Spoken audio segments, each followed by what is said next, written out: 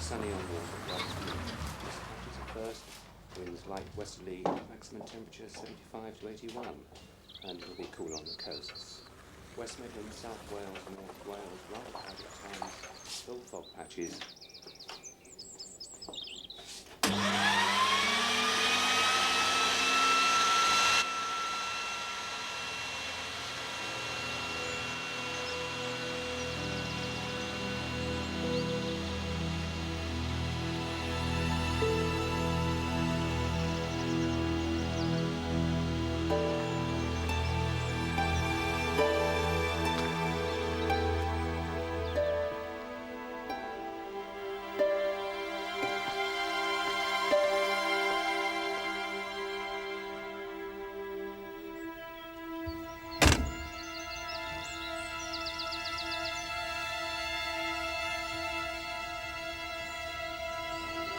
When he retired 2 years ago, Charlie Hillian had been on the force for 40 years.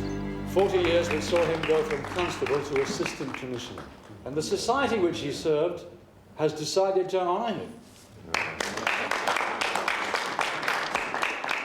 Well, now we can do likewise. We can honour him. Yeah. Not with gifts or medals, not with titles, but simply by saying that he was a much valued colleague, a good, honest man, and a genuine friend. Yeah. In so saying, I'm sure I speak for all those who worked with him here in Oxford, where his talents were first recognised, and later in London, where he's held in equally high regard.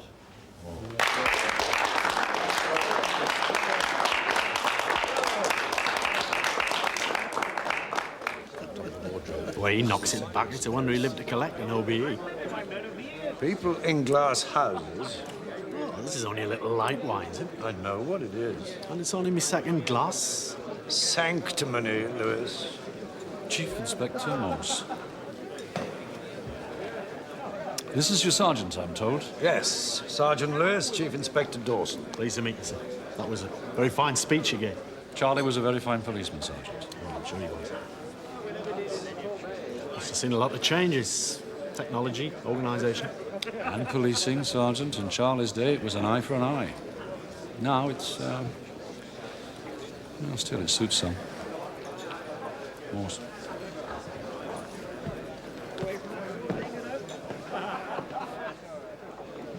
How long have you known him, sir? Dawson? Well, we were detective sergeants together when Hillian was Chief Inspector here. When Hillian moved to London, Dawson followed. They were very close. Had a reputation as a hard man, didn't he? Capital punishment, longer sentences. It would save a lot of time if you came right out and asked, Lewis. Just curious. We've met up at conferences, seminars, usually on different sides of an argument. Conferences? You? Yes, Lewis. Ideals come to torment us all at some stage, or should do. Still, it's hardly grounds for disliking a person, is it, sir? No. We got along at one time. Sorry to disappoint you.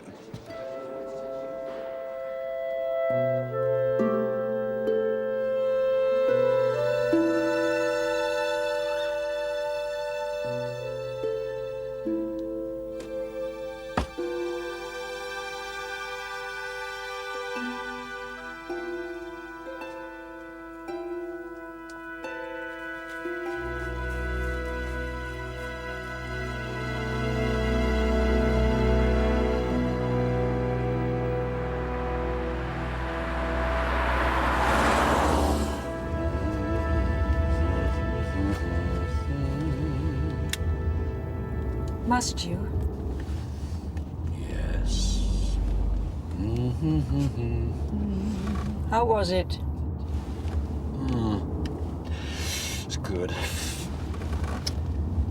Though how much he'll remember of it, I have no idea.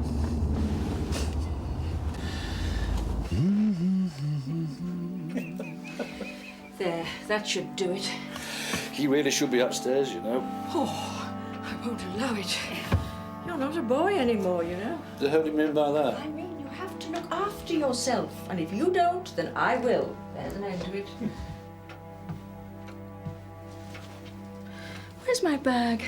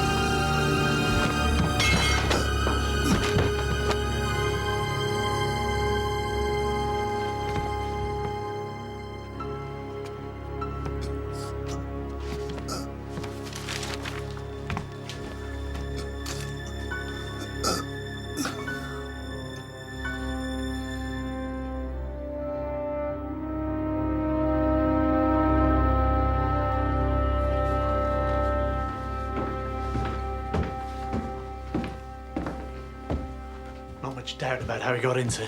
Oh, there's a nice footprint over by that window. Although it could be anybody's, I suppose.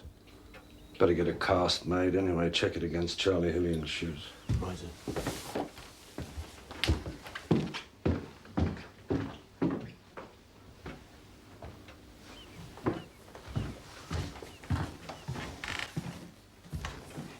Sir.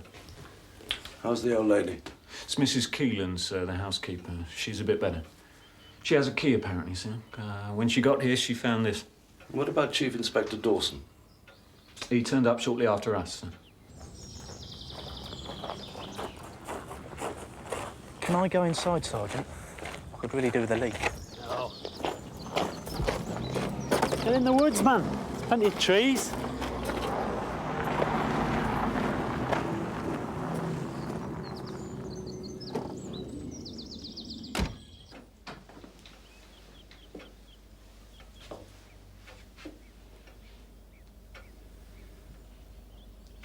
I'm sorry.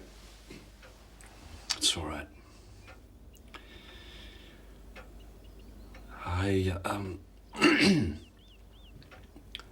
I came round to say goodbye. Hadn't a chance last night. He was very drunk. It was a weakness with him, as you know. Oh, you want details? Yes. Can it wait?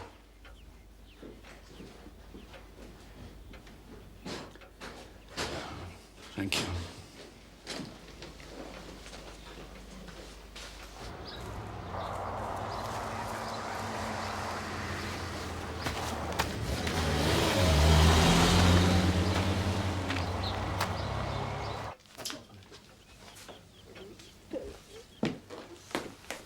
She can tell nothing's been taken. I've had a look round upstairs, no sign of any disturbance. And what about visitors to the cottage? Only two. One's a local man, Terence Mitchell. He's been building a fence outside.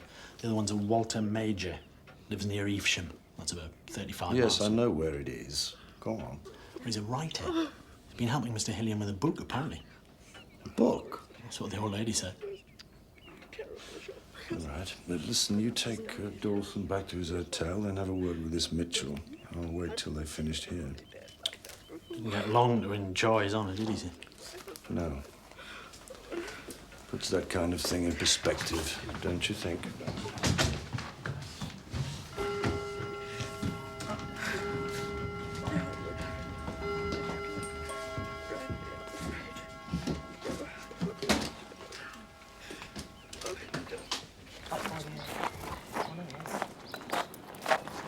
Sir? Yeah? It may be nothing, sir. Just tell him. I was over the way there, and, well, there was a car, sir. He drove off fast. We could radio for a chopper, sir. Couldn't have got far. Maybe get roadblocks set up on all major routes. Hang on, will you? I was just trying to be positive, sir. I take it from all this excitement that you got the car's registration? Yes, sir. Then check it out in the usual way. That's quietly and with at least the appearance of method.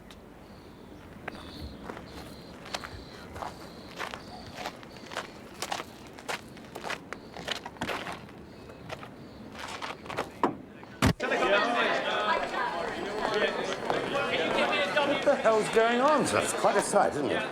Some of them have come back off leave. Others have refused to go home at the end of their shift. Everybody wants to get this bastard more. How? I mean, what are they doing? They're checking Charlie's old cases, tracing people he put away. Well, forgive me, sir, but won't that amount to quite a crowd? Perhaps. But we leave no stone unturned on this one, Morse. No stone. Mrs. Mitchell, Yes? Sergeant Lewis. Please?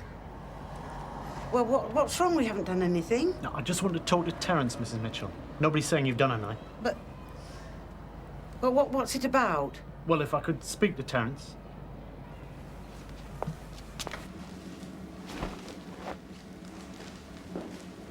I'll be about an hour. You can come back if you want. Thank you.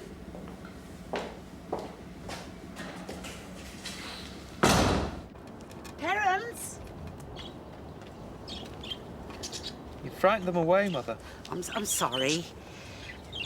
This is Sergeant Lewis, Terence. He's a policeman who's come to ask you some questions. Hello. Hello. Oh, that's very good, may I...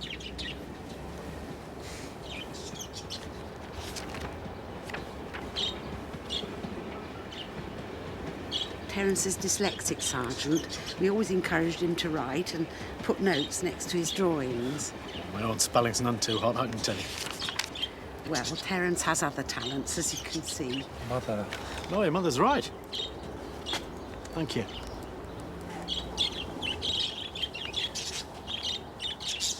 Perhaps you could tell us what it is you want to know, Sergeant. Of course. Last night, can you tell me where you were, Terence? It's with me. Well, all night. Yes. And Mr. Mitchell, he was here too. John left us years ago. What's this about, Sergeant? Well, it's bad news, actually, Terence. Mr. Hillian, he's dead, murdered. But he can't be. Why not, Terence? Because I saw him last week. I'm afraid it's true.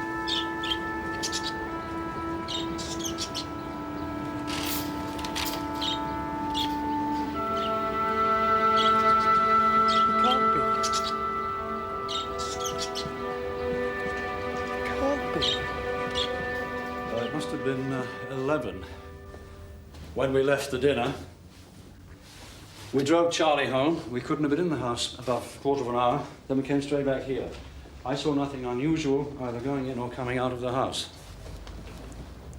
Can you add anything to that, Mrs. Dawson?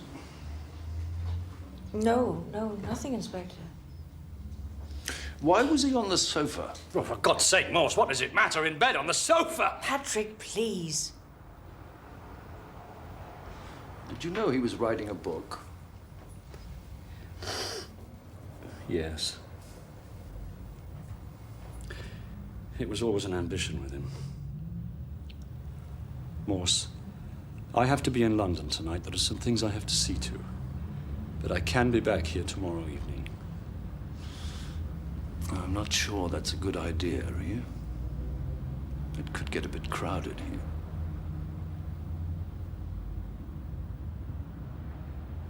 Do you want me to beg, Morse? Charles Hillian was a very lucky man. Do you know that? Then we must all hope to be blessed with misfortune. What? Oh, that.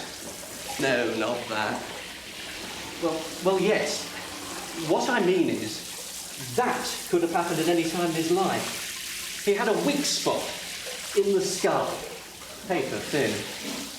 Relatively speaking, of course. A slight knock in the right place and dead as a dodo. That's what happened last night.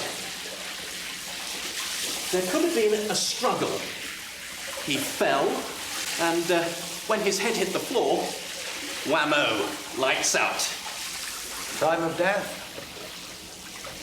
1:30. Thank you.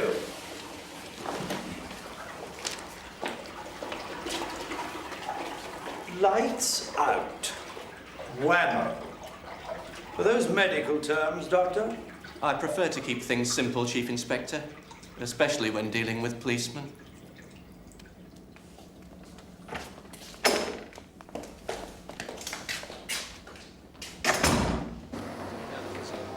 Well, he said so. Maybe it was unintentional. Well, that doesn't help Hillian. What about Mitchell? Too sensitive a soul for that kind of thing. An artist, sir. Adolf Hitler dabbled in oils. Did you know that, Lewis? I thought he was more of a watercolours man, actually. Whatever. Where was this sensitive soul at the time? At home with his mother. You should see her, sir.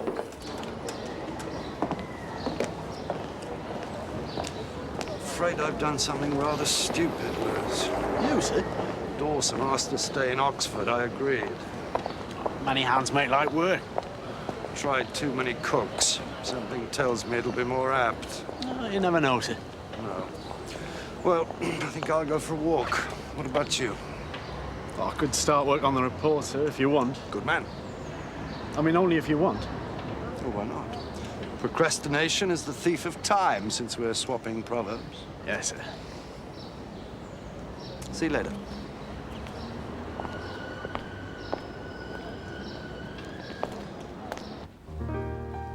Table's ready for you, madam. Thank you. Oh, thank you.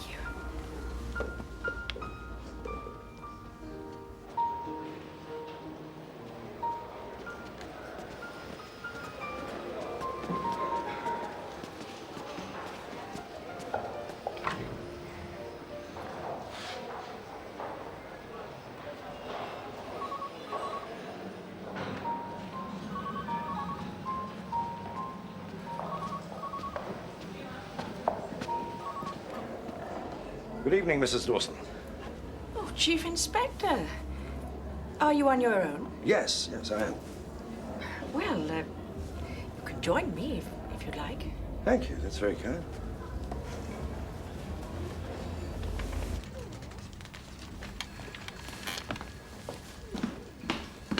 Oh, there's a call for Inspector Morse, Sergeant, from the Met. Right. I'm coming through.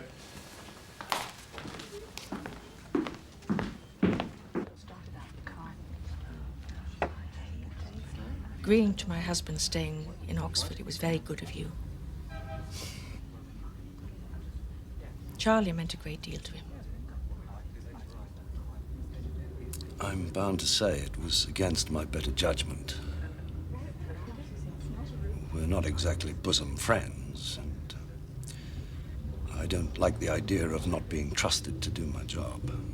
Oh, no, you'd be wrong to believe that, Inspector. I mean, Patrick thinks you're a very good detective. Poor policeman and a very good detective. Really? I suppose half a compliment is better than none. Yes.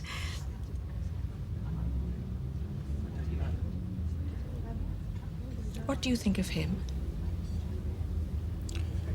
Mrs. Dawson. No, only sometimes it is good to get the view of a person you respect.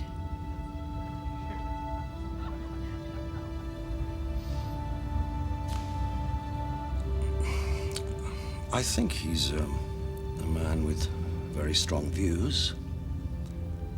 On the law, for one. What it should be. And I can respect that. It's his certainty that worries me. And beyond politics?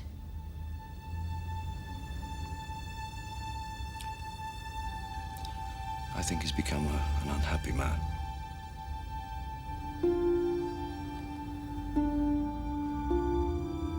Yes. I'm not saying... No, I know that, I know. Be simplistic indeed to explain a man's unhappiness solely in terms of his wife. Or his happiness.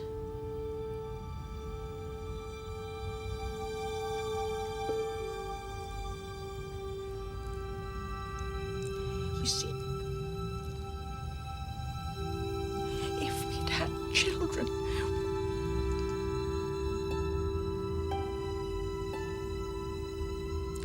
Now that was my fault. Mrs. Dawson.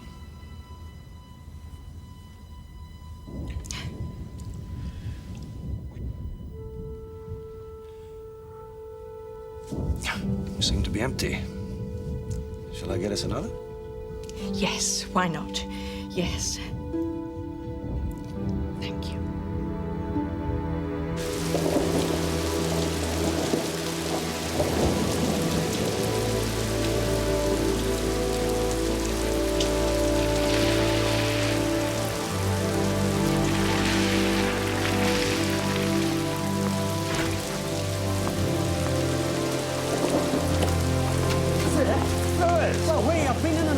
Pub in Oxford. I think we've got him, sir.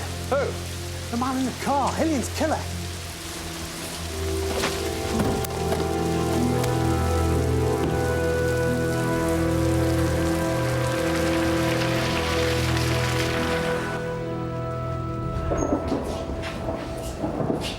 Name's Frederick Redpath, age 58, owns a bookshop in London. When he was approached, he claimed he'd gone to the south coast for the day. Said he wasn't anywhere near Oxford. Now have a look at this, Inspector. What is it? Piece on Charlie Hillian. Goes on about his OBE in some book he was writing. Well, you had this on him? Back of his wallet. Where have you got him? He's in the interview room, sir.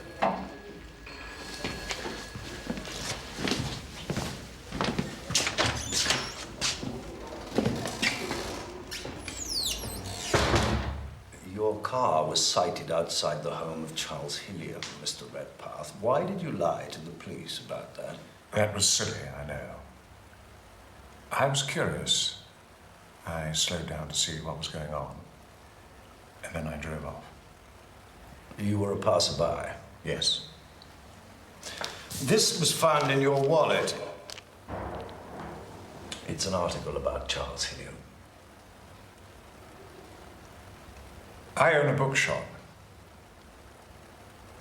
I thought I might sell Mr. Hillian's book when it was published. So you weren't just passing by?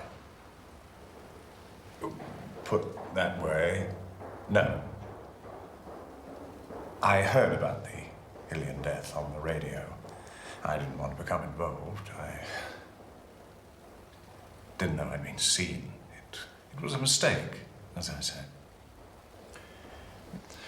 Is it usual for a bookshop to approach an author directly? No. I thought if I got in quick, I could steal a march on my competitors.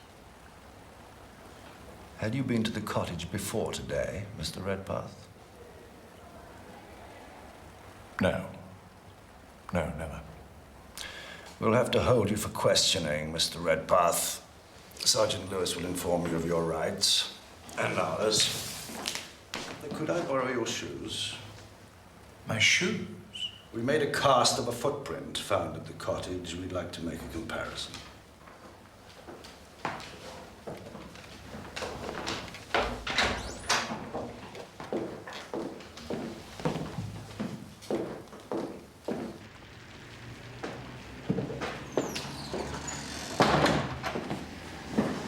What do you think? What do I think?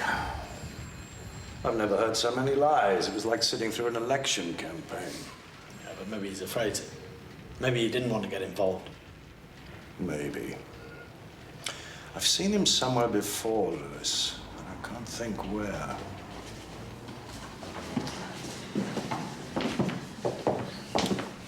I'd better take these. I'll do it in the morning. If it is his print, let him sweat on it overnight. Chief Inspector Morse. Inspector Morse. My name's Barbara Redpath. You're holding my father here. Can I ask on what charge, please? No charge as yet, Miss Redpath. Then I demand that you release him immediately. He's done nothing. Nothing! Well, then he has nothing. Don't give me that bullshit, please! What you're saying is that he's innocent, but you're working on it, right?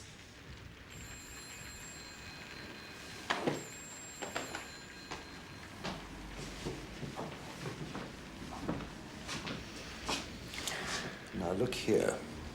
I'm investigating the murder of a former policeman, Miss Redpath. Your father was seen at the victim's cottage, a fact he initially denied. Now, why should he do that, I ask myself. When I get an answer to that question, I let him go. Until then, he stays put. Good night, Miss Redpath.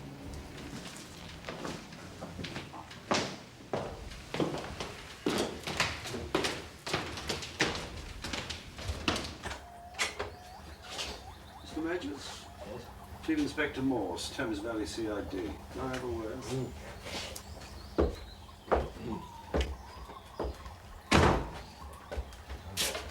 This way.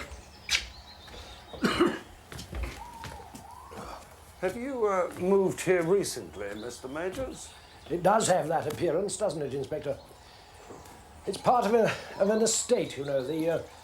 The family who own it are old aristocracy. Well, fag end of it, anyway. The last in line let me have a short lease on very generous terms. Fancied it made him some sort of patron, you see. That was 10 years ago. And you grew to like the place? No. I grew poor, Inspector. Too poor to live anywhere else. And since I've never felt fully at home, it seemed inappropriate to fully unpack.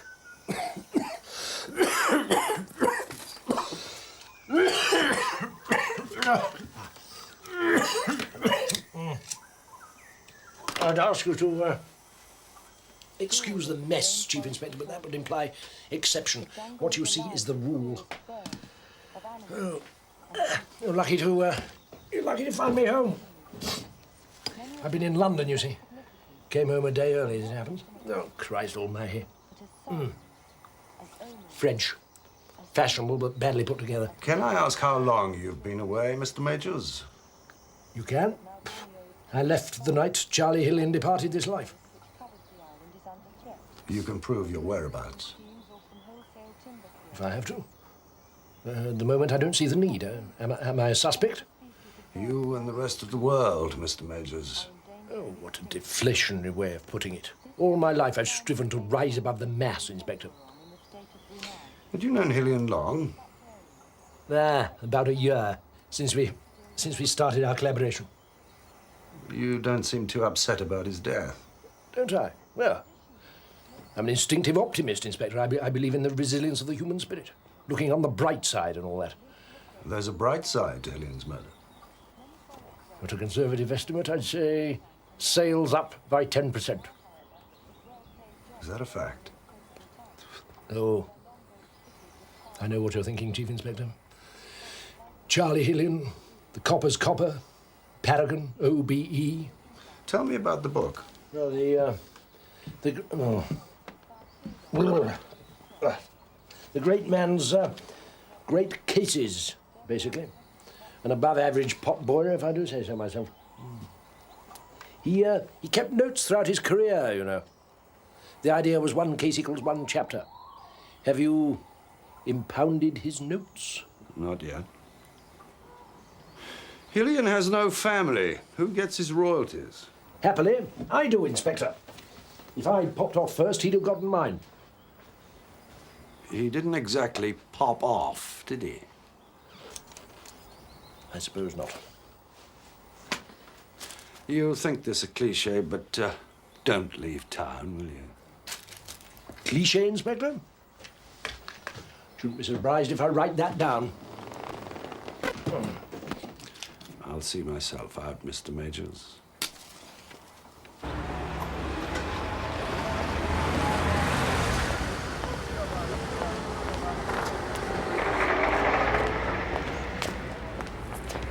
Sit. Oh, Lewis, for me? No, for the sergeant in the meeting. I see. Sir, Redpath's shoe matched the cast perfectly. Have you spoken to him? Not about that, no. Better get on with it, then, hadn't we? Well, now? Now. Well, the teas will get cold. I don't have any tea. Sergeant Lewis tells me that your shoe fits the cast we made at the cottage, Mr. Redpath. Fits it perfectly. Now, how could that be if, as you say, you were never there? I don't know. I take a standard size. There must be millions. I don't know. Mr. Redpath, perhaps you don't appreciate the seriousness of your position. An ex-policeman has been murdered, and you're a very strong suspect. I've killed no one. Then help us to prove that. Tell us the truth about why you went to visit Hillian.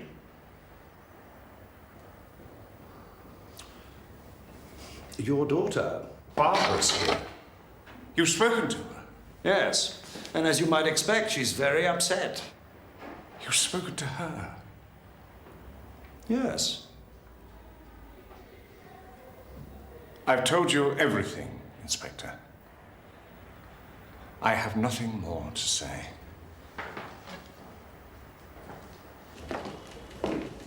Why hasn't he asked for a lawyer, Lewis? Redpath?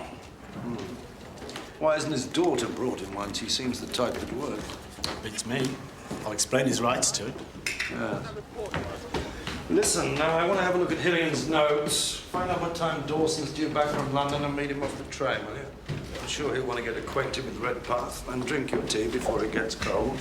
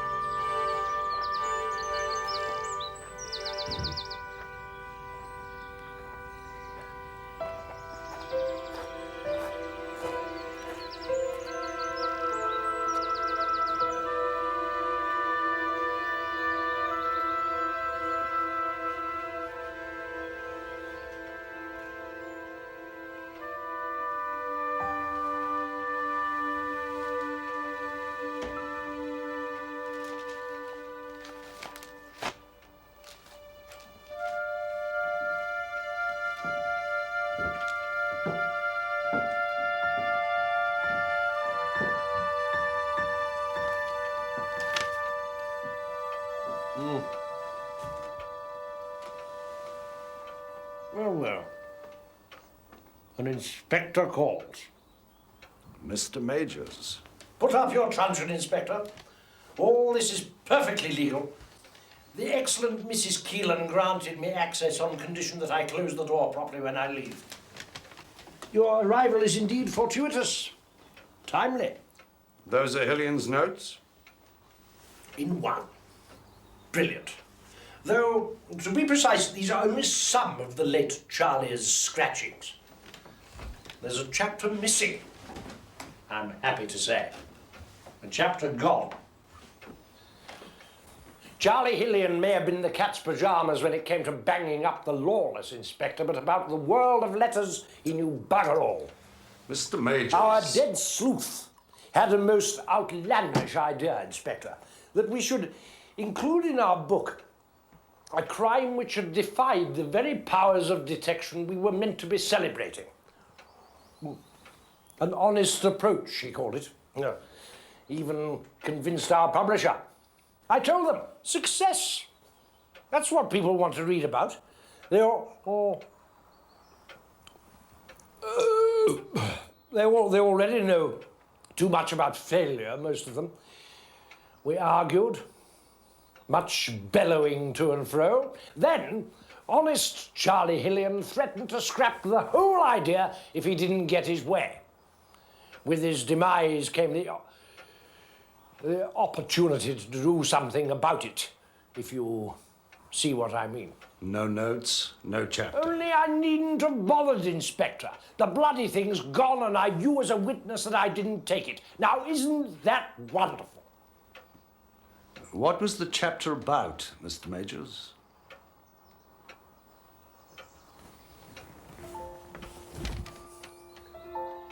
It was about a tragedy, Inspector. As dark as any. 17, 18 years ago. The murder of a child. She was, I believe, 8 years old. Her name was... Mary Lapsley. The very same, Inspector. You were involved. Stupid. Stupid.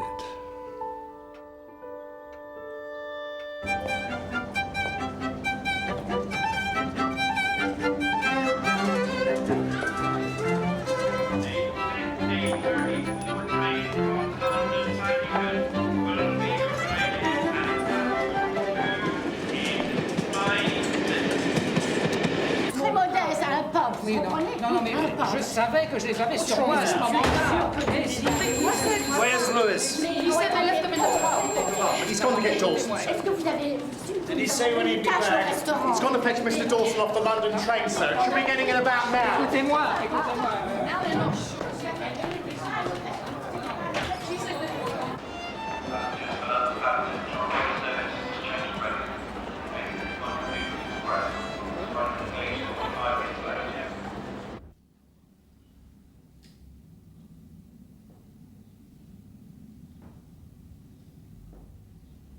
Morse reckons he's been lying through his teeth since we brought him in.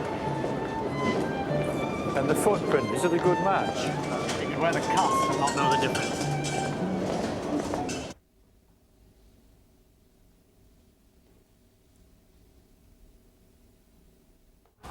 First he said he was just passing, then when we showed him the clipping, he changed his mind.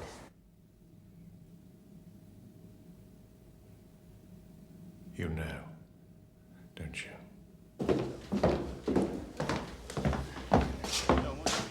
Morse, does he think he's the one?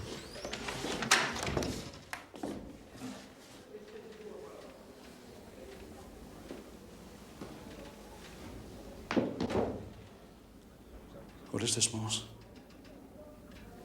What is this, you bastard? What's wrong with it? You little toe rag, you bloody... For God's sakes! Dawson, me! He didn't know! I didn't know till now. You kept us all away, remember? Remember! I didn't see him till the day he walked out of here. Now think, man! Right, hands off. All right, back upstairs. Sorry, Morse. The shock of seeing him there. Your apology would be better directed to Sergeant Lewis, don't you think? It will not be necessary. You must let me talk to him, Morse. I know him better than anyone. You can't, sir. You saw him just then. He's a bloody madman. Lewis. Lay a finger on him and I'll finish you.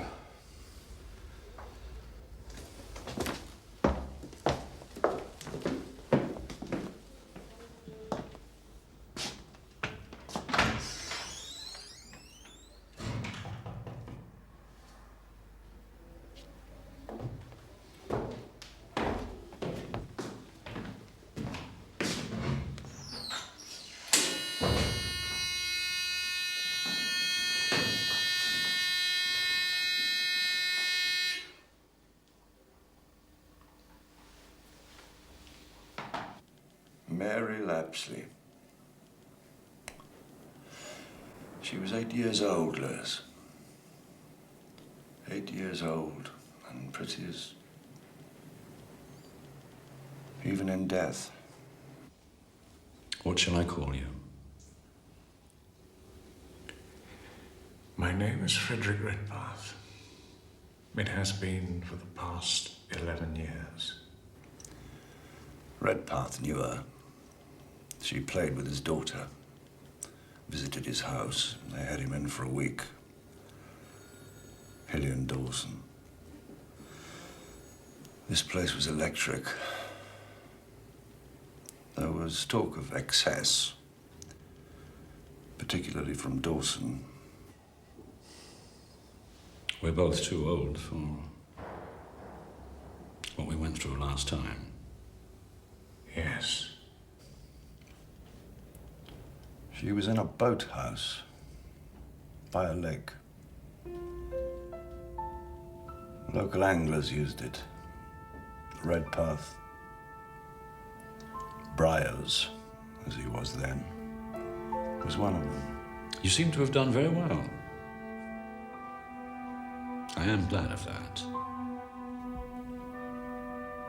I found a knife in the boathouse.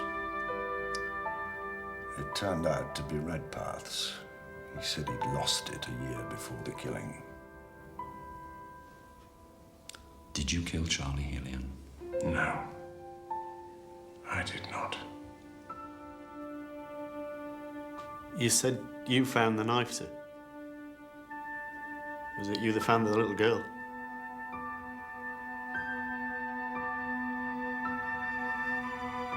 Yes. Does it look bad for me? Yes. As bad as last time? Yes.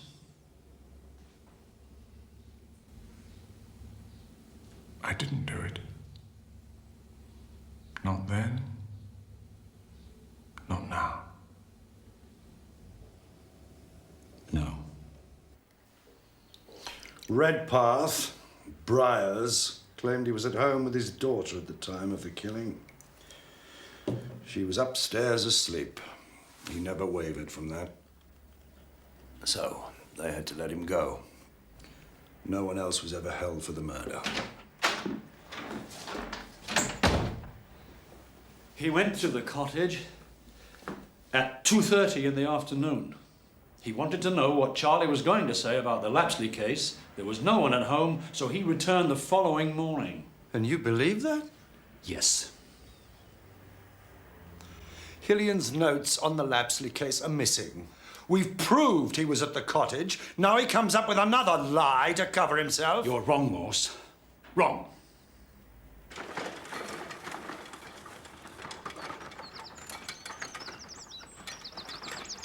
I watched television till 2:30. Then I went into the kitchen and made myself some tea. And then...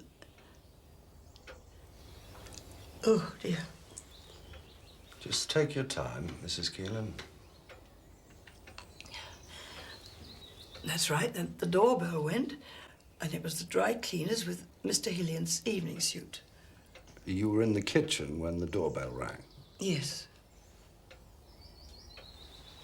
Could we go through, Mrs. Keelan, to the kitchen?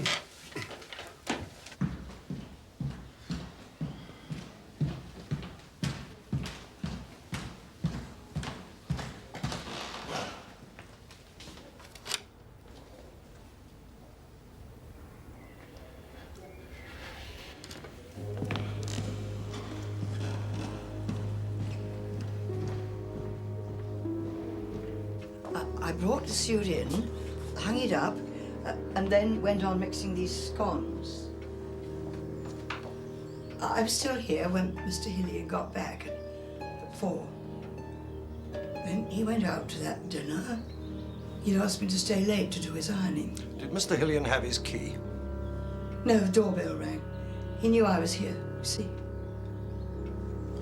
Twice. She heard the bell ring twice. the dry cleaners, and when Hillian came back in the afternoon. Not when Redpath says he rang.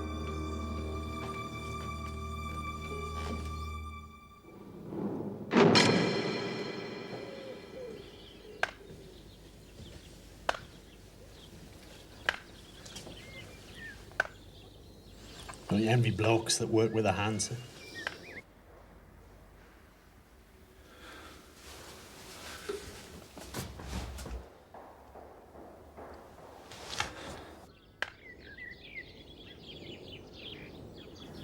Have you spoken to him? Yeah. His name's Mitchell, from over on Fern Street.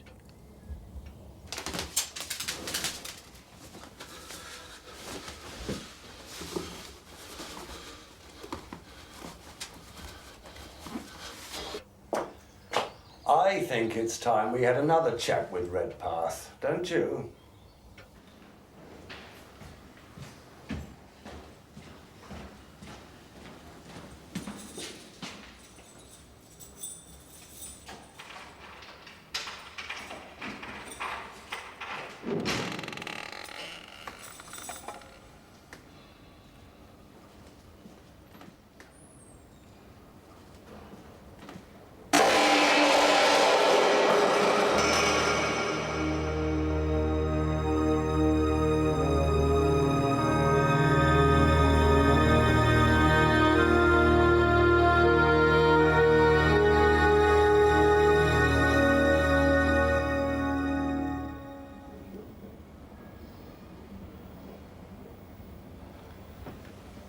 Well, he won't be saying much for a few days, Inspector. And I want him to have complete rest. He's sedated at the moment. Of course. He was very fortunate, you know.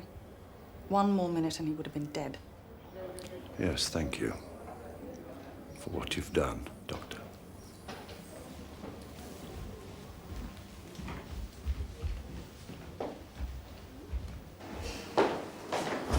Quite a turn-up, sir. Wasn't it? I reckon it was guilt made him do it. Come to gloat, Inspector. Come to see him broken at last. What a pity some PC plod denied you all complete victory. If you're interested, Miss Redpath, the doctor expects your father to make a full recovery.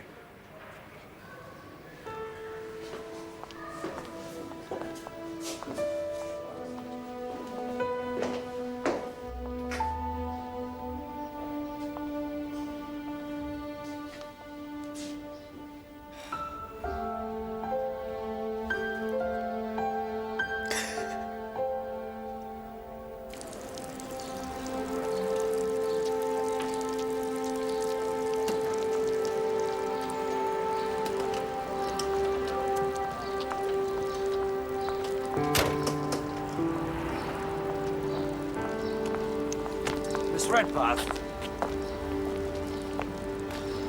can we call a truce and talk? Do I have to? It might help your father. Did your father tell you he was coming to Oxford? No. We live separately. We see each other once or twice a week. Did he mention Charles Hillian's book to you at all? Never. But I can understand why it would concern him. For 5 years after Mary's murder, my father was persecuted, Inspector. He lost his job at the local library, and when he moved to London, it continued there. No sooner had he started a job, he'd be asked to leave. No reasons would ever be given.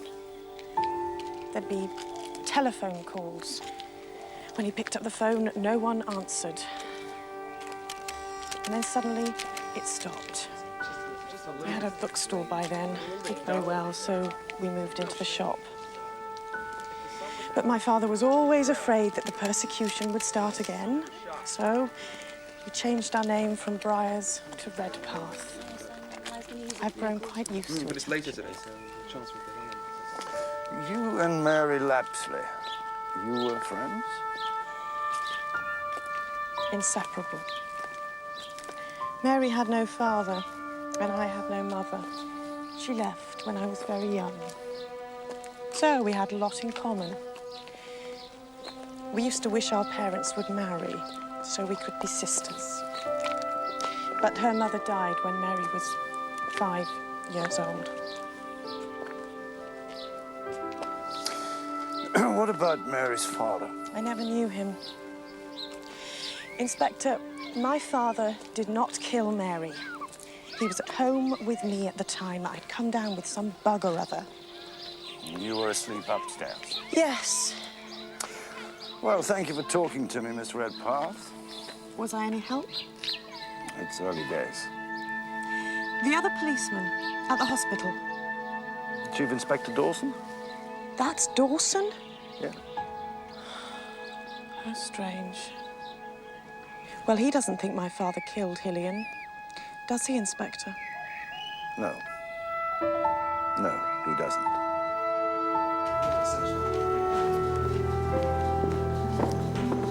Sir, Superintendent Strange asked if you were dropping. Now? I think so, sir.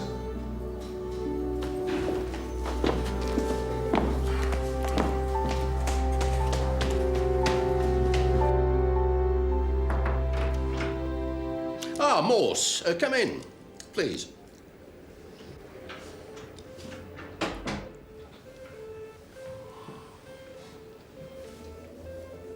Sit down.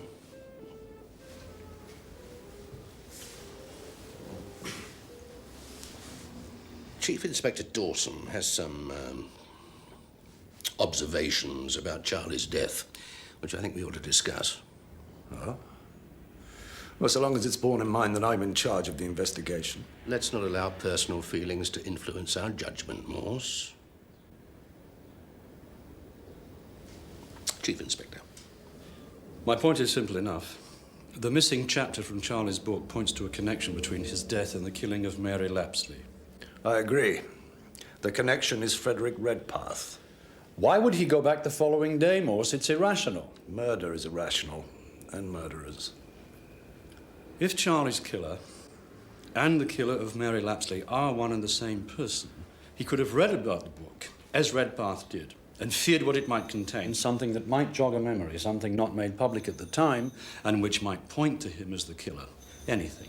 With all due respect, sir, everything he says can apply to Redpath. Good God, man, you had him in for the Lapsley killing. Frederick Redpath did not kill Mary Lapsley.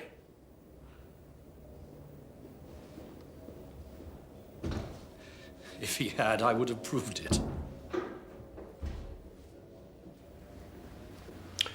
That is perhaps the most arrogant statement I've ever heard from a policeman. Morse.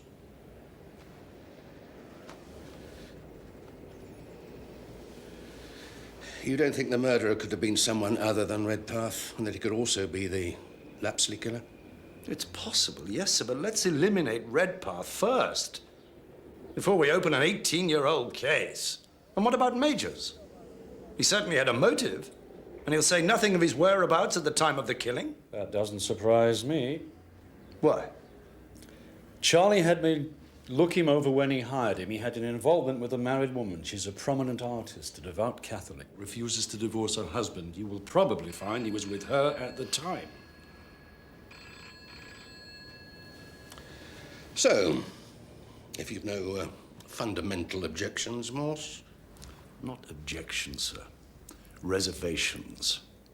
There was an entire force on that investigation. Every lead was checked and double-checked.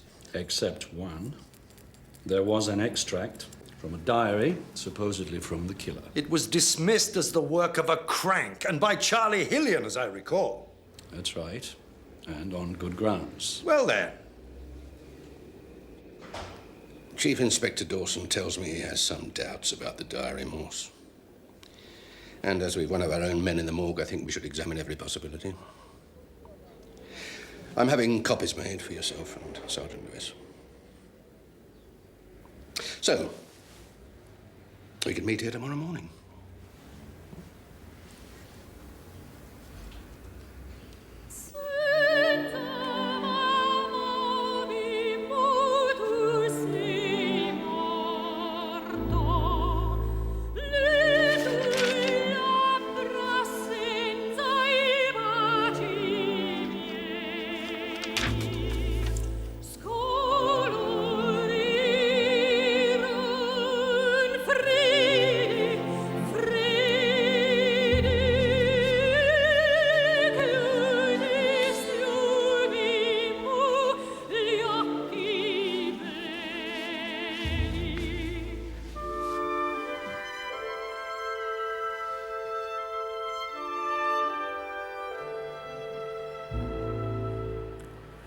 One sheet of paper, 502 words, posted in Reading, June 20th, 1978. It arrived here 2 days later. 502 words, yet 3 different typewriters were used, one of which was not even on the market at the time of the killing. So what can we conclude from that, assuming it's genuine? Written at the time of the killing, typed up later to protect the killer's identity. I am the killer of Mary Lapsley. May God forgive me, for soon I shall be no more. Suicide or terminal illness. Why bother to conceal his identity? He says little about the killing. He mostly goes on about how he's feeling, but look at this. In the hut, I didn't want to hurt her. She got frightened and started screaming. Briar's knife came into my hand, and I stabbed her. Now look at the line, the police came today, they found her last night. I found her the night she was killed. Yes. So he did. So, he's given us a chronology, an important one. We didn't connect the knife to Briar's until 2 days after the killing. So how did the killer know it was Briar's knife at the time of the murder? Yes. If it's a fraud, it's no problem. He could have read about it, heard some gossip, even guessed it. But he goes on. I think it was all right, though. Nothing was said. Who said nothing? Let's go back a bit. There was blood on her nice, clean dress, and some of it was on me. I think they believed me, though. I think they believed me, though. Nothing was said. Someone knew. Someone always knows. This was dismissed as a fraud, so why? The time span, 5 years after the killing, but more importantly, the reference to Mary's nice, clean dress. 3 witnesses who saw Mary before she died all said that her dress had been very dirty from the day's play. It was. So why bother with it now? This killer was confused. He just committed a murder. He didn't even notice he had blood on his own clothes until later.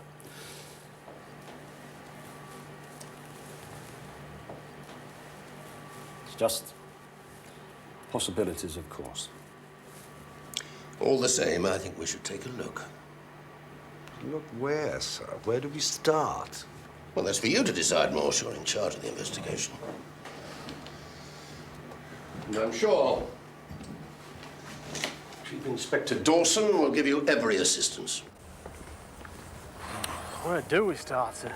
How the hell should I know? Hang on a minute. I'm as unhappy as you are about being bounced along this road. We've got to start somewhere, sir. Yes, you're right. I'm sorry. What do you make of it, Lewis? Well, I think it's a fraud, sir. I mean, why kill someone, write about it in a diary, keep it for 5 years, and then send it to the police? Why, indeed. Still, we better go through the motions. With Redpath in hospital, we'd only be twiddling our thumbs anyway. Right, sir. If it was genuine, we'd want to find out who knew about the knife, wouldn't we? Absolutely.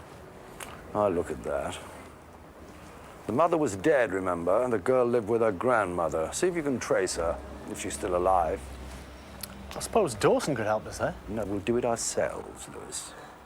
The family lived in Fern Street. You can start there. Small world, sir. What? Fern Street. That's where Mitchell lives. The fellow that's building the fence for Hillian. Really? You'll know the way, then.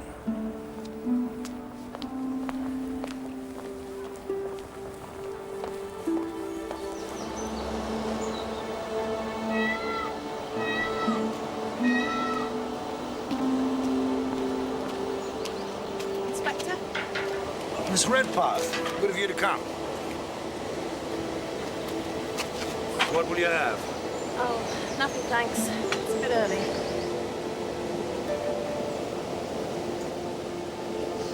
So, what can I do for you, Inspector? Has your father ever talked to you about Mary's murder? 1,000 times. He was always looking for something that would prove his innocence.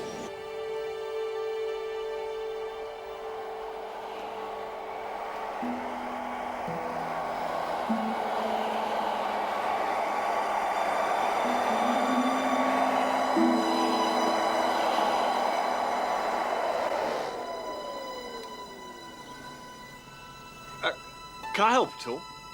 Yeah, I'm trying to trace a Mrs. Lapsley. She used to live on this street. Mrs. Lapsley used to live here. She's in a nursing home now, though. The knife that killed Mary. Your father said he lost it about a year before. Who could have known it was his? Any number of a dozen people. Anglers at the lake often borrowed each other's equipment. Although, well, on the day he lost it, he went back to look for it. And he saw two people he knew there, across the lake. He waved, they waved back. Who? John Mitchell and his son Terence. Did he tell the police this? Of course. But the Mitchells couldn't remember the incident. The Mitchells. Can you tell me about them? Thanks again. You're welcome. You should have let him in, Mother. We can't keep them out forever.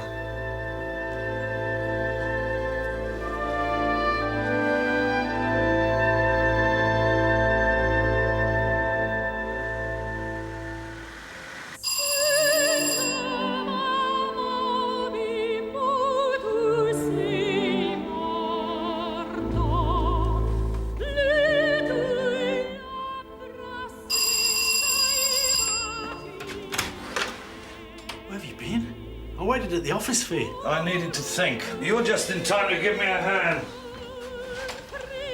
Doing what? You had folk in or something? No, these are cumulative, Lewis. So what's new? Well, the grandmother's still with us. She's in a nursing home. I got the address off the bloke that's living in her old house. And guess who was living next door? The Mitchells. Oh. Well, I went there first. There was no answer. I got the impression there was somebody at home.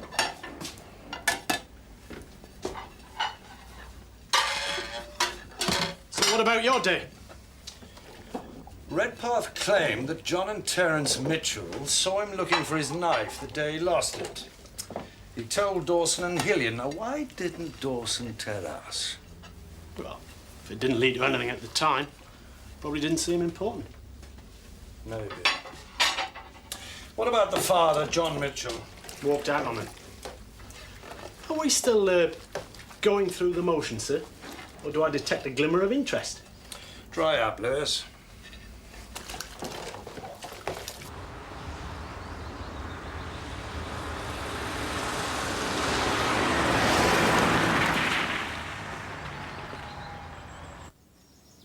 This is cosy. It's not your own home, of course, but they try very hard. Do you manage to keep in touch with your old community? Mrs. Mitchell keeps me up to date. My neighbour from Fern Street. She tried to look after me while I was there, but it got too much for her. Mrs. Lapsley, after Mary died, did anyone write or call to say that they were the killer? Naturally not, or I would have told the police. There was that diary, of course, but they said that was a fake. Yes. Is this Mary and her mother? Yes? May I? Go on.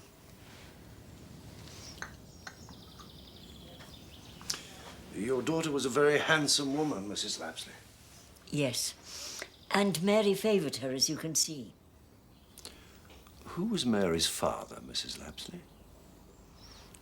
You're very direct, Inspector. I had a high regard for my daughter, Inspector. She reared Mary on her own.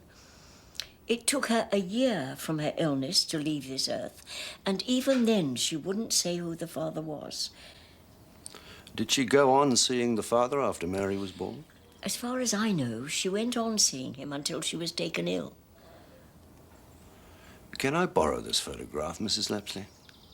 I don't see what for. They never asked for it when Mary was killed.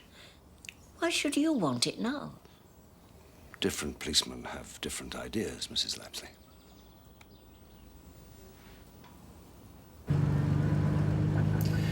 Tell me what you see. Stick to the foreground. Well, there's the mother, the child, picnic basket. Everything. The mother's handbag. Little girl sitting on a jacket. Man's jacket. What man? Father. More than likely. Now tell me, Lewis, who are the first people you'd want to interview in a child murder? Well, the parents, brothers and sisters if there were any. And yet Hillian and Dawson showed no interest in that photograph. Maybe they weren't as observant as we two. We three, Lewis. Mrs. Lapsley could see its significance. That's why she wasn't too keen on letting us have it. Don't suspect her of anything, sure. Only of trying to keep her daughter's secret.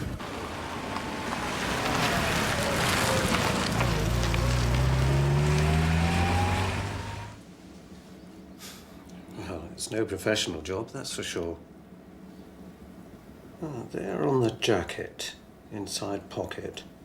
I think it's a tailor's label. Yes. Can you do anything with it? I can try. How long will it take? With a bit of luck, I should be able to have something for you by tomorrow morning.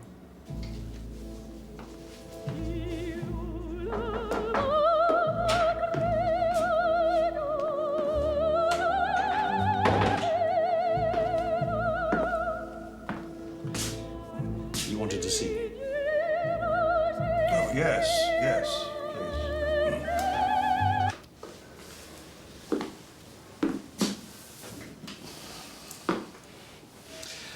I often wonder where I'd be if I hadn't moved to London. Sitting there, perhaps. You can have no regrets, surely. No, it was the right move. With the investigation, is it going well? I wouldn't say so. You'll get there, Morse. You're a good detective. But a bad policeman? I think so, yes. The law is our only weapon, Morse. Good policemen have no wish to see it weakened. I work with what's laid down. Neutral. You're hardly that, Morse. Your views are known. I hope you didn't come here to have a debate, Chief Inspector. Redpath's claim about the knife, that the Mitchells saw him looking for it. Yes. You never mentioned it. Well, the Mitchells both said they couldn't remember it. I saw Mary's grandmother today. She gave us a photograph of Mary sitting on a man's jacket. She would have been 4 years old at the time. Why didn't you and Hillian pursue the father? He wasn't around. Mary's grandmother says he was. He saw Mary's mother right up until she fell ill. Yes, but that was some time before the murder, as I remember it. He was obviously a married man. And suppose his wife had found out about the child. Suppose she killed her out of jealousy. Suppose he killed her. Didn't that occur to you? Charlie didn't think it was important. Why? You'd have to ask Charlie that, Morse. I really can't remember why.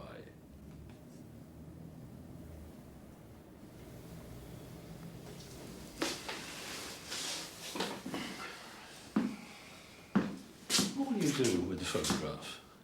I'm getting it blown up. There's a label on the inside I'd like to see. Good.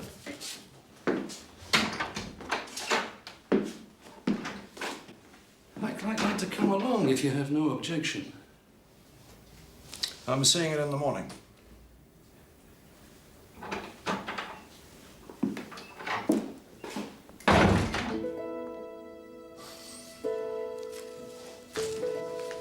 Right.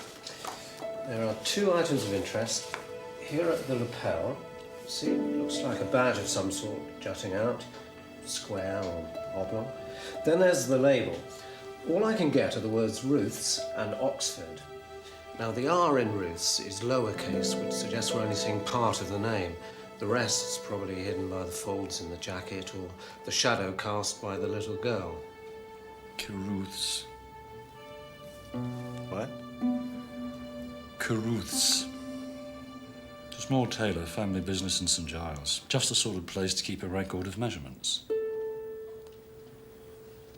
What about this badge? That's all you're going to see, I'm afraid. It was taken at Blackpool in 1969. How can you tell that? It was written on the back of the original.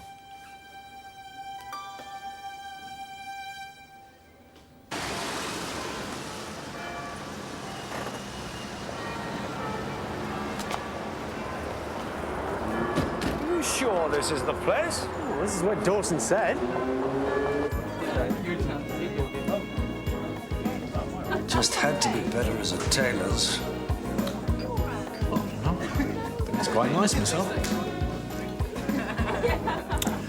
Cause it not being a tailor shop anymore rather stitches up our inquiry.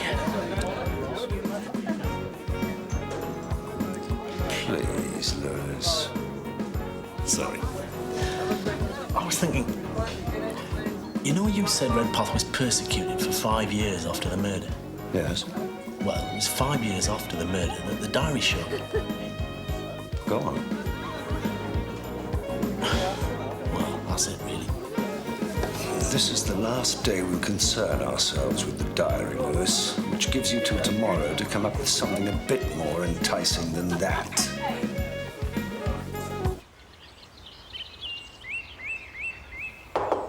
Come in. Oh, I'm sorry. No one said you had a visitor. Oh, it's all right, Inspector. You can come in. This is my friend, Mrs. Mitchell. Oh. You met my sergeant twice, almost. Yes, well, we were out the second time. My neighbour told me he'd called. That's right. He said that he'd called looking for you, Rose. But he gave him the address, so, well, I let it pass. Well, I suppose I'd better be going. So soon? I'll be back in a day or two if you need anything. Look after yourself. And you.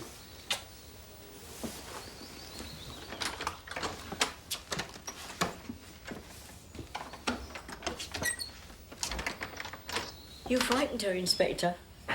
I'm sorry. Oh, it's not your fault. She's afraid of her own shadow, poor thing. And no wonder with the life she's had. Her son was committed when he was 20, you know. Some kind of breakdown, they said. Breakdown. A prisoner in his own house, the boy was. And he was knocked about. I could hear it sometimes. By his father? Of course. Then, after he puts his son in a mental hospital, he ups and goes without so much as a by your leave. So, Inspector, why have you come? Oh, your photograph.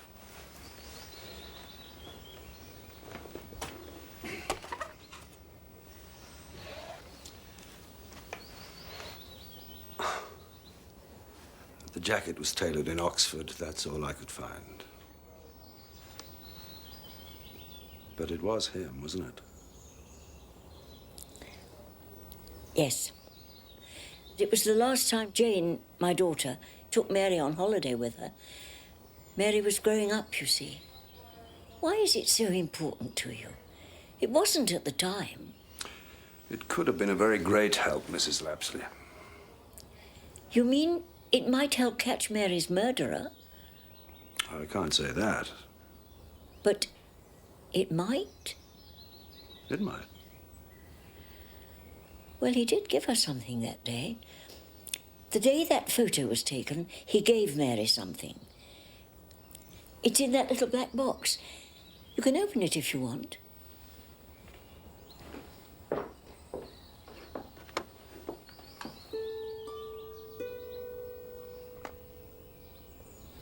He gave her this? That's right.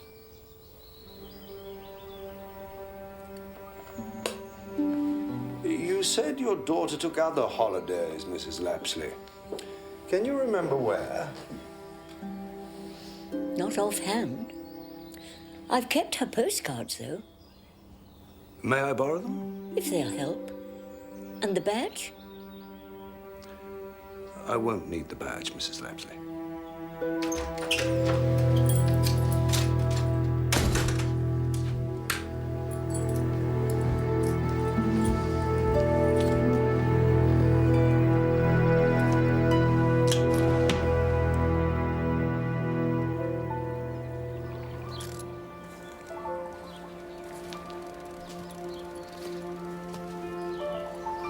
You should have bought some tackle, sir. This is amazing. Did you call the neighbour? As soon as I got your message. He hasn't spoken to Mrs. Mitchell in over a week. Certainly not about my second visit. She was lying.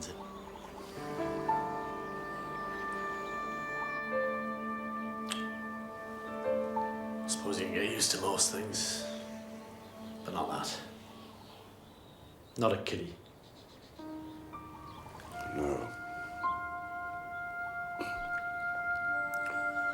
John Mitchell drove his son to a breakdown, hardly let him out of the house, then walked out on both of them. And it all happened 5 years after. This. Go on. 2 Shaylers.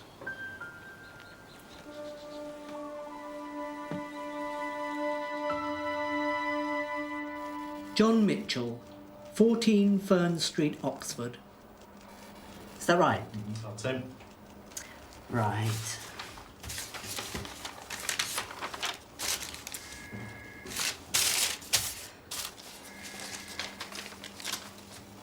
Good grief.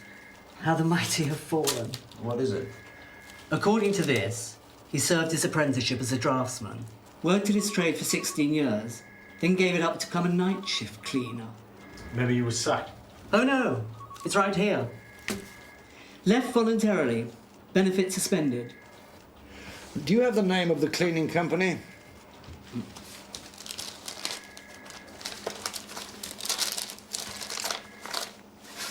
Cowan's Cleaning Services, 270 Finsbury Road. Thank you. Thanks very much. You're welcome. Have a nice day.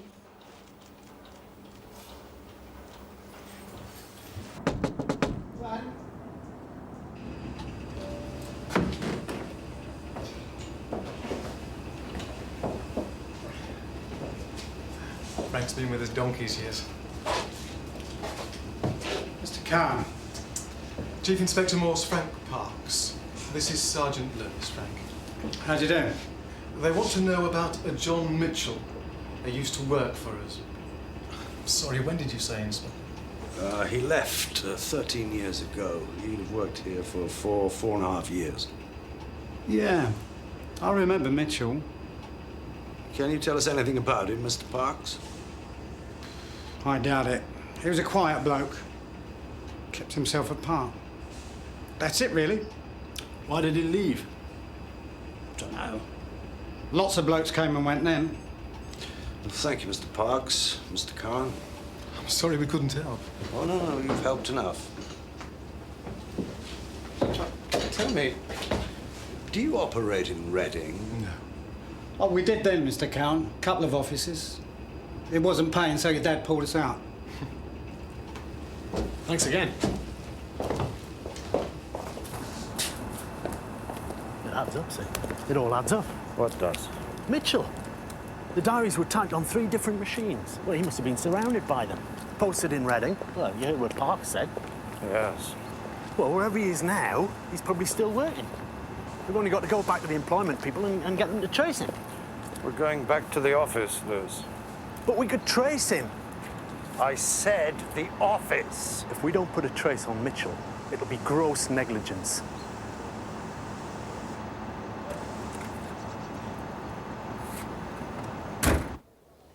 You're questioning my judgment, Lewis. I can't have that. You what? Are you serious? You're owed some leave, am I right? Yes. Then I'd like you to take it. Leave? Have you gone mad? We're getting close. To the girl's killer, maybe to Hillian's.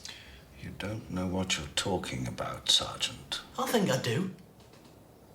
I think John Mitchell did find Redpath's knife, and he used it to kill the girl. His family found out and kept quiet, but for how long? Maybe he could be sure about his wife, but not the son, and that's why he kept him at home. But he maltreats him. The lad winds up in an institution, a place where Mitchell can't control him, a place where he might say anything. So then Mitchell sends this diary to the police, hoping to make us believe the killer's dead or dying. Anything the son says then can be dismissed as lunatic ravings. Only Hillian comes out, says the diary's a fraud. So Mitchell takes off, never to be seen again, except by Hillian maybe on the night he died. Well, Mitchell would be a lot more anxious about Hillian's book than Redpath. And how long has it taken you to get there, Lewis? A couple of days, since we got the diary. I don't believe this.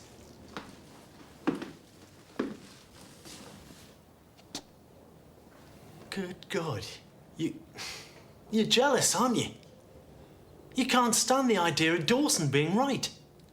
He's proved his point about the diary and you can't stomach it. Take your leave, Sergeant. No, sir, I'm not taking any leave. And if you insist, I'll go in front of Strange with it, right now.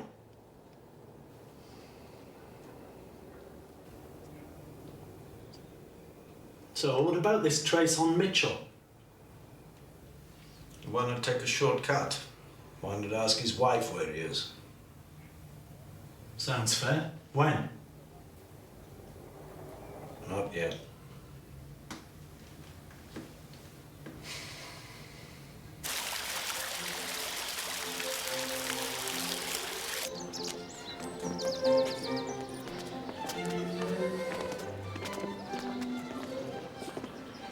You've done well, Morse. You've done very well. Not me. You and Sergeant Lewis. Your conviction about the diary, Lewis's organization of the facts. You've got yourself a good man there, it would seem. Yes, I think so. What about Redpath? Well, it's almost certain he didn't murder the girl, which makes it seem less likely that he killed Charlie. Yes. His daughter says he was persecuted for 5 years following Mary's death. His visit to Charlie looked as if it had more to do with safeguarding his new identity than concealing his guilt. Then we have cleared an innocent man, Morse. That's a tremendous achievement, don't you think? Yes, I do. Now, what about the guilty man? Mitchell? I don't know. I thought his wife might know where he is. She's protected him all these years. They may even be in touch. Why not go and ask her? That's what the super says. And? Well, two things, really. I think it would be fitting if you handled it. The other? I don't think I'd know how. Oxford's gentrified you, Morse. They're just soft.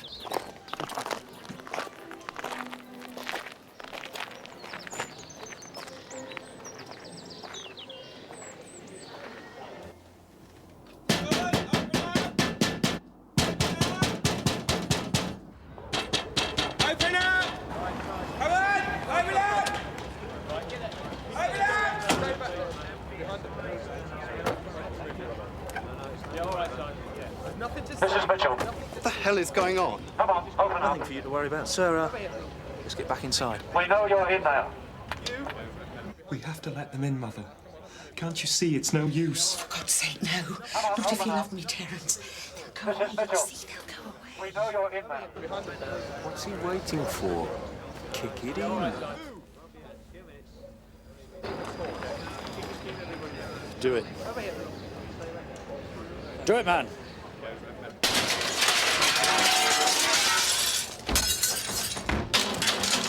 What are you doing? Get out of my... You can't do this! We've come about the murder of Mary Lapsley, Mrs. Mitchell. Mary Lapsley. Remember, 18 years ago. You remember. He killed her and you knew about it, didn't you? Didn't you? Didn't you, you bitch? You bloody knew about it and you protected him. Your husband murdered her and you kept quiet about it, didn't you? Yes. No, Mother. Your husband killed her! Yes! Yes! Yes! Yes! Yes! Yes!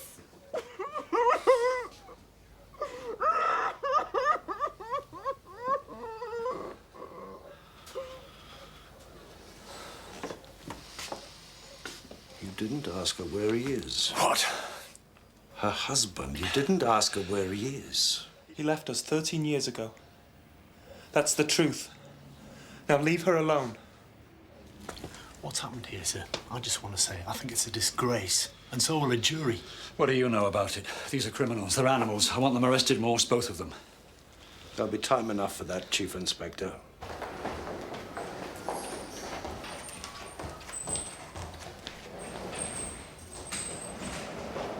It's over, Fraulein. It's over. Morse? The police think they know who killed Mary Lapsley, Mr. Redpath. It was John Mitchell.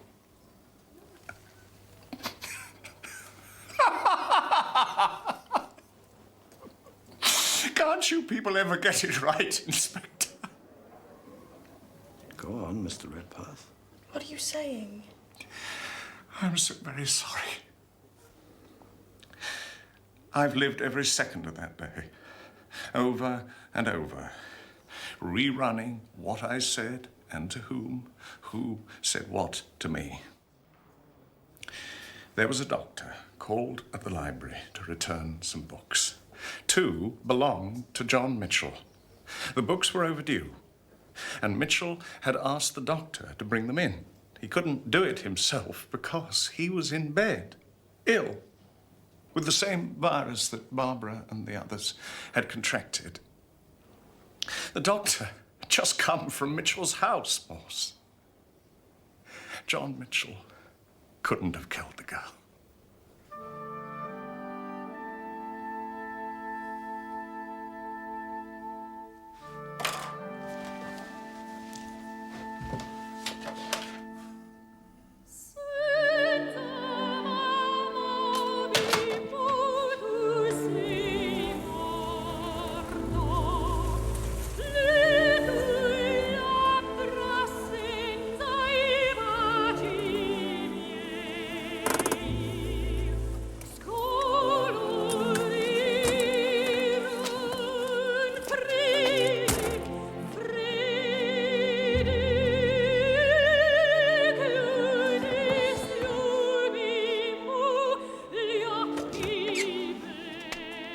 Chief Inspector Morse.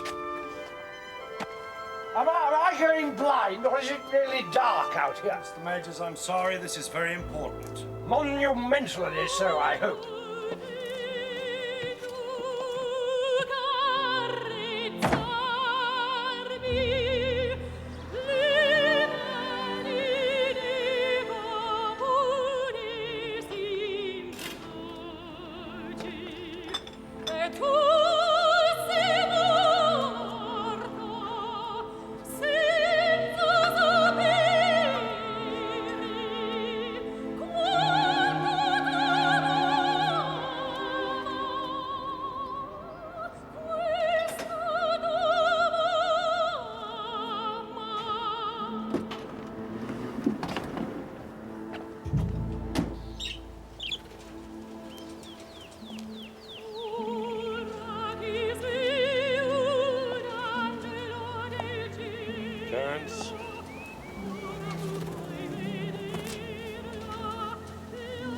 Your father didn't kill Mary, did he?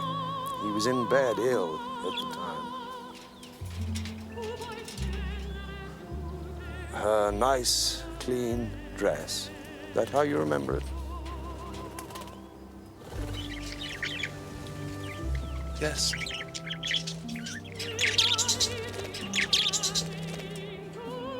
I didn't mean to kill her.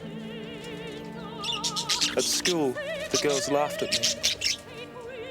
Thought I was stupid.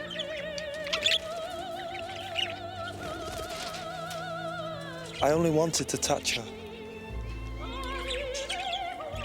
I wrote it in my diary to remind myself of the terrible thing I'd done. Father found it when I went into hospital. I didn't mean to kill her.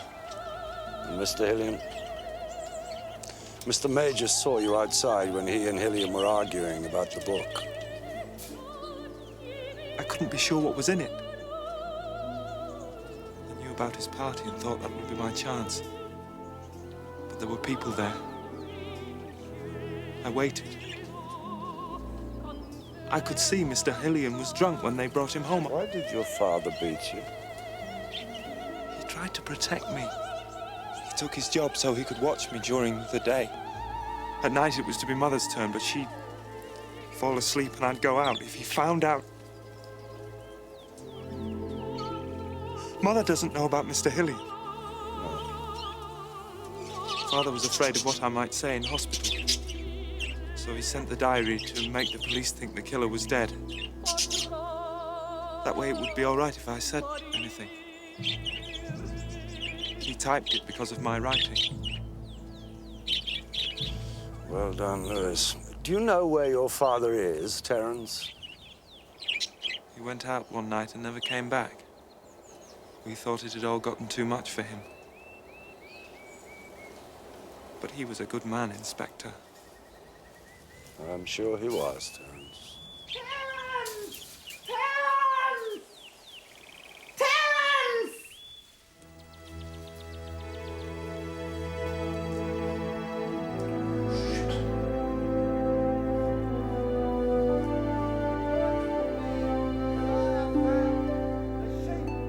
That was lost. And they brought young children to him, and he touched them. And his disciples rebuked those that brought them. But when Jesus saw it, he was much displeased, and said unto them, Suffer the little children to come unto me, and forbid them not. For of such is the kingdom of God. I say unto you, whosoever shall not receive the kingdom of God as a little child, he shall not enter therein. And he took them up in his arms, put his hands upon them, and blessed them. There came one running, and yelled to him.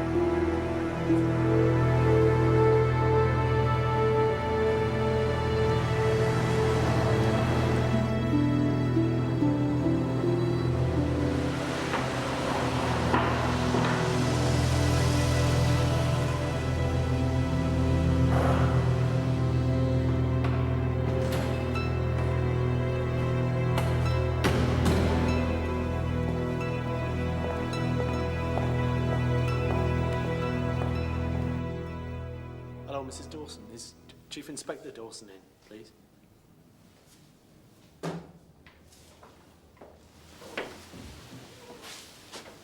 Sergeant?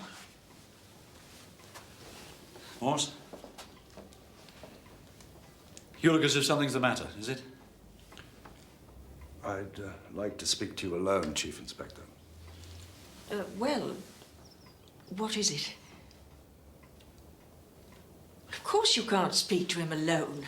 Whatever for? Please, Dawson. You heard my wife. Lewis. Sir, I think... Go on, Lewis! We're here to arrest you, sir, for the murder of John Mitchell. You're the ridiculous man. You don't have to say anything unless you wish to do so, but anything you say may be given in evidence. Alone, Dawson. Please. No, Patrick. It's all right. Get out! Take him with you! I don't think so. You see, in a few days, we cleared up a crime that an entire police force couldn't solve 18 years ago. I've said you're a good detective, Morse. What more do you want? It wasn't detection. It was the diary. You knew it was genuine. We found that out 13 years ago. So you set us up and watched us go. Second time around, straight to John Mitchell. You held back about the Mitchells seeing Redpath look for his knife, but you knew we'd find out about that sooner or later. The diary was dismissed by everyone as a fake. Yes. Dismissed by Charlie Hillian, by Lewis, and me, but not you. Because we lacked your great incentive, didn't we? To find the man that killed your daughter. What are you saying? Daughter? Patrick, what is he saying?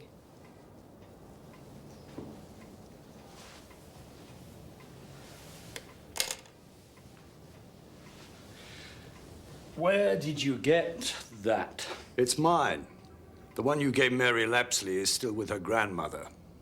I was there, remember? Blackpool, 1969. We were both in debate on hanging, if I recall. There were any number of delegates there. Not all wearing jackets tailored in Oxford. Mrs. Lapsley also has the postcards her daughter sent from her annual holiday. The dates and venue correspond with the Police Federation conferences. Oh, God. A child. You never said she had a child. It's not true. Tell her it's not true. Tell her Mary's not your daughter.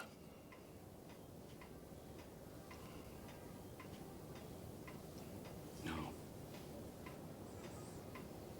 No. But it doesn't prove I killed Mitchell. You wanted us to think twice about Redpath. You wanted him off the hook. So you gave us Mitchell. And then we'd know Redpath was not a killer. That he went to Charlie Hillian's to safeguard his new identity, not because he was guilty of any crime. Why would I risk so much for Redpath? Because you persecuted him after Mary died. For 5 years. Until the diary turned up and you discovered the truth. You punished an innocent man, and here was a chance for restitution. He is innocent, Morse. Yes. And so am I. This whole thing is preposterous. I wish it were. John Mitchell did not kill Mary. It was his son, Terence. And he killed Hillian. Now, how will you put that right? Well, that's silly. You heard her, the mother. Terence Mitchell signed a confession this morning. But he admitted it. He said he did it. He told me he did it. Who told you? I had lost the only two people I ever really loved. I was prepared to marry Jane, but she wouldn't have it. She said that it would hurt. She even forbade me to visit her when she was ill. Can you imagine that? When she died, I consoled myself with Mary. I'd watch her from a distance, at school, playing in the garden. And then she was taken from me. Charlie knew about Mary, but he went up against the diary. How many times I read it. Then I remembered the knife. What if Mitchell had found it? So I started watching Mitchell, and I found out about the job. It all made sense. The typewriter's an office cleaner. So I decided to confront him with it, to ask him. And he admitted it straight away. He said it was him. He said it was an accident, but the more he spoke, the less I heard. All I could think of was Mary's killer was sitting right next to me, and I thought about what he would get when he came out, 15 or 20 years, and I couldn't stand the thought of that. So I just kept on beating him until he stopped breathing.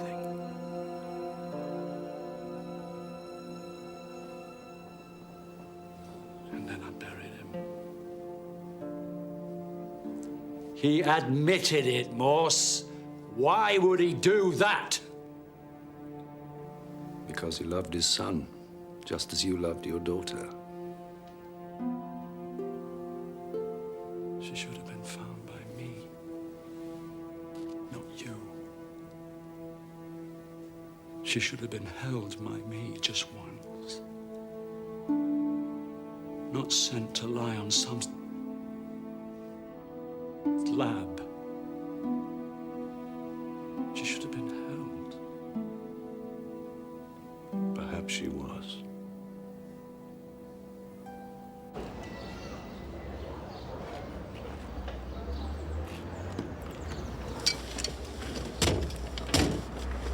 I got it wrong, didn't I? About the father? Well, that's understandable. What about that? You know what I mean. Oh, you mean about me? My professional jealousy, my gross negligence. Yes, I'd say you were some way off the mark. I need to rub it in.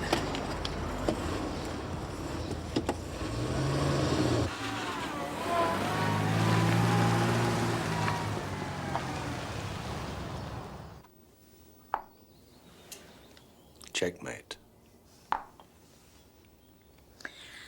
I'll never learn. Less time. He must have loved them very much. He did. If John Mitchell had been guilty, would Dawson have been right? If you'd asked me that the day they brought Mary's body home, I'd have said yes. But now?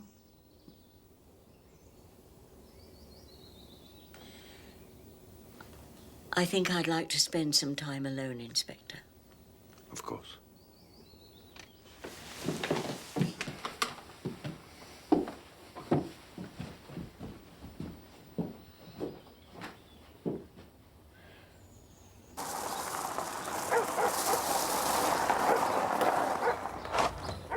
think you're going to let her win the chess set. That's the worst kind of deception, Lewis.